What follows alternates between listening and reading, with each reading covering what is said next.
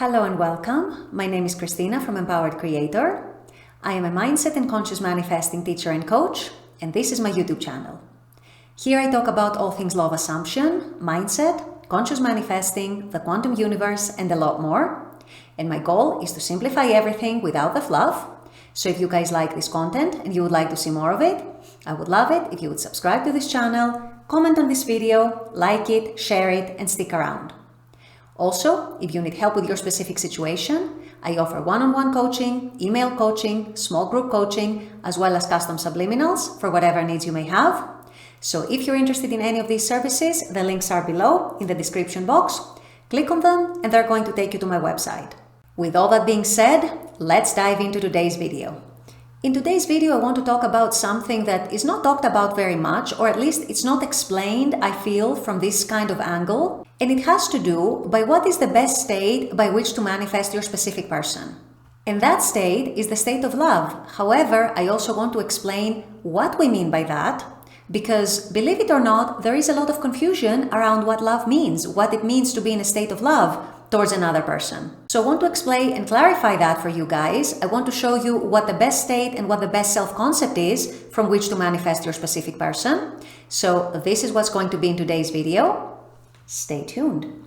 So as I just said in my intro, you want to be manifesting your specific person from a state of love and from a self-concept of love. What does that mean? What is it and what is it not?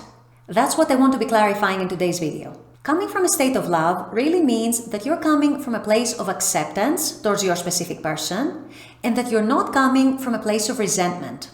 I know many of you manifesting a specific person have a backstory. Some of you have a long backstory spanning maybe even years. And I know there's likely to be pain, there's likely to be hurt, there's likely to be resentment somewhere in that mix. However, if you're manifesting your specific person back, or if you're manifesting a new version of them, or if you're manifesting an improvement in your existing relationship, unfortunately, resentment is going to be a stumbling block, and it's going to make it harder to see the version of the person that you want and the version of reality that you want. And this is because all this pain, all this hurt, all this resentment keeps you stuck in the past. Keeps you stuck in everything that you don't like, in everything that you don't want, in all the memories that still hurt you and still trigger you. So you want a new version of reality, you want to let go of these triggers, you want to let go of these old stories, these old hurts, these old pain, and you want to change your perspective towards your specific person, towards one that is more accepting, one that is more loving towards them, one that is more focused on the things that you love and the things that you like about them, versus all the things that they mirrored back to you by mirroring your old self-concept. Because all this old story, all these old circumstances, all these past triggers and hurts and all this past pain are nothing else but a mirroring of your own inner self, your own old self-concept. The other thing that's really, really important is to come from a self-concept of love. And there's a lot of confusion around this, so I want to clarify this because that's one of the most important things if you want to actually see a new version of your specific person. You need to be coming from a place of inner security, a place of inner safety, a place where you believe in your worth, you believe in your value. And once you feel these things, believe it or not, you are going to feel differently towards your specific person.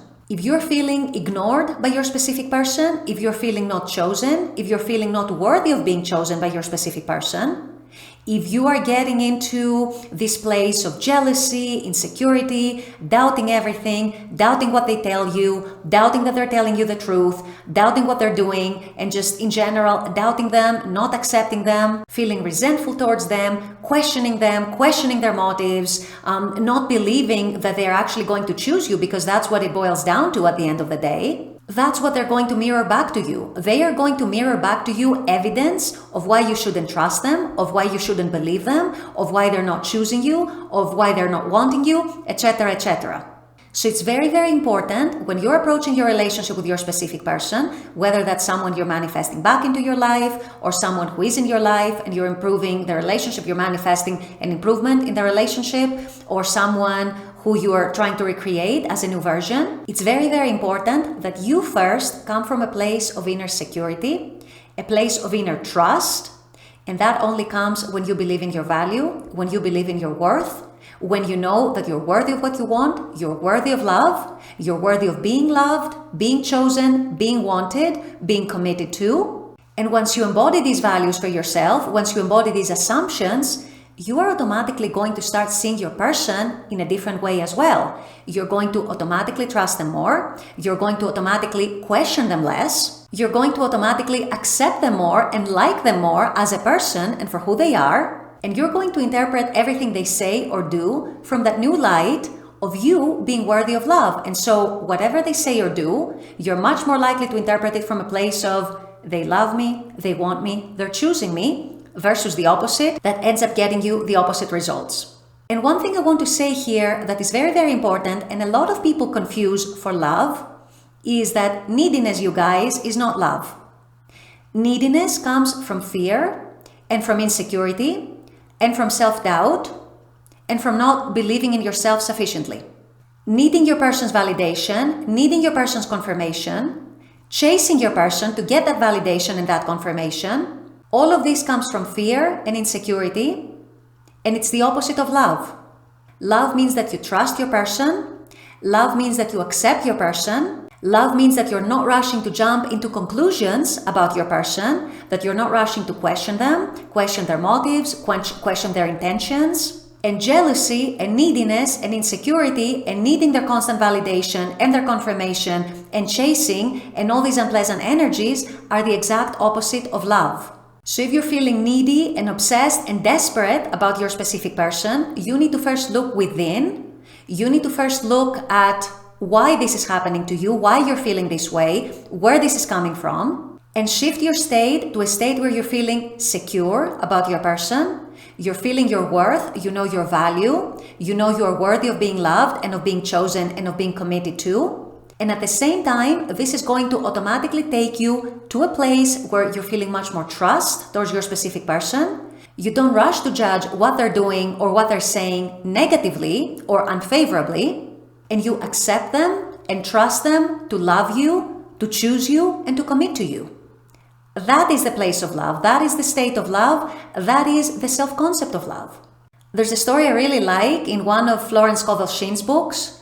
I believe the book is The Game of Life and How to Play It, where she was talking about a client of hers who was in love with this guy who was a captain. She was extremely jealous of him. She was questioning everything he did. She was completely and constantly resentful of him for not choosing her, for wanting to associate himself with other women as well, for not becoming exclusive with her. And she was in this constant emotional turmoil, and she would go to Florence and complain to her that, I love him so much, how come he doesn't love me back? And Florence Scovel Shinn, in her infinite wisdom, told her, my dear, what you're feeling towards him is not love. All this resentment, all this hurt, all this pain, all this anger you're projecting towards that guy, all this upset you're projecting towards him, that is not love. You actually hate the guy. You actually hate him. You're not accepting him, you're not trusting him. You're questioning everything he says or does. You're feeling not chosen by him, you're resenting him all the time. That is not love, what you're feeling towards him. So that was finally when that woman had an epiphany and she started working on forgiveness. She started working on accepting her guy. She started working on loving him in the true sense of the word. And it took her a little while. I believe in the story it says that it took her a few months. But once that happened, when she arrived at a place where she felt true unconditional love towards him, true and unconditional forgiveness, and true and unconditional acceptance, what happened next was crazy because the guy showed up at her doorstep the very next day and told her he wanted to commit to her. And within a few days of that incident, they were married. So that's how much this woman was letting her poor self-concept and her low self-esteem get in her way. As soon as she did away with all that, as soon as she let all that go, as soon as she got into a place of true love for her person and into that state and into a self-concept coming from love, her guy showed up immediately, and he showed up as a completely different version. So this is what I want you guys to reflect on today. I know most of you manifesting a specific person are going to say that I love him or her. I want you to reflect on whether you're truly coming from a genuine place of love for them and from a self-concept of love for them and for yourself. And if the answer is no, you want to reassess, you want to course correct, and you want to actually shift your state into a place of love and into a self-concept of love. Not neediness, not obsession, not need for validation or confirmation. These are not derived from love. These come from fear. So you want true, genuine love, true, genuine acceptance and trust, and a feeling of security within you that your person is going to choose you. Your person loves you and wants to commit to you. With all that being said, I'm going to wrap up this video here. I intend that this has helped. As always, I very much appreciate you guys being on this channel, watching this content. I love making this content for you. And as always, I look forward to seeing you all at the next video. Until then, take care and bye-bye.